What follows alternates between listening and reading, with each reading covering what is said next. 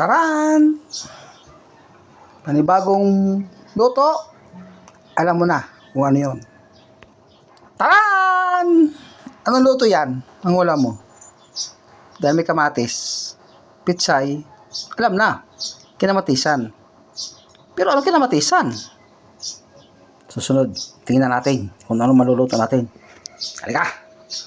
Hanap tayo ng maluluto dito. Ano maluluto dito? Ayun.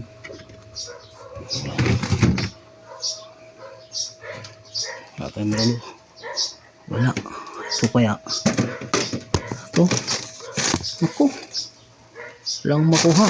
Tinapay. Ay. Dito sa kabila kaya. Taran! Yun. May manok. Ito. Manok. Pwede na to. Yun. Yan. Anong luto? Ito. Kinamati sa manok? Pwede ba yun? Siyempre pwede yun kasi patsyam nga eh.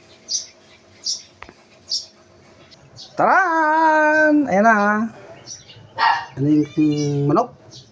Kamatis, buyas, pitsay. Ito na. Naglaga tayo ng kawali.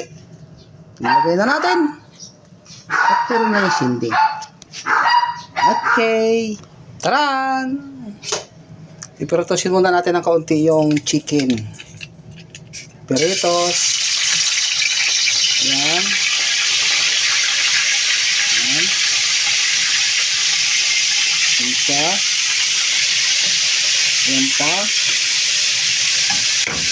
Ayan. Ang gagawin na natin dyan, papula-pulahin lang natin. Susunugin natin.